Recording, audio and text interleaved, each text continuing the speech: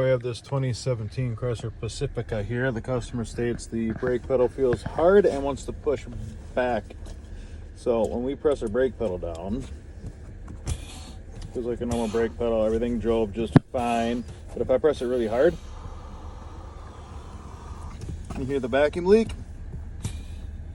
I'm going to push really hard again. It's inside the brake booster itself has failed and it's leaking past the seals.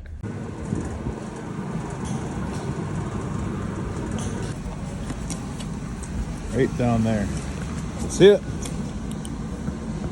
Oh, the seal.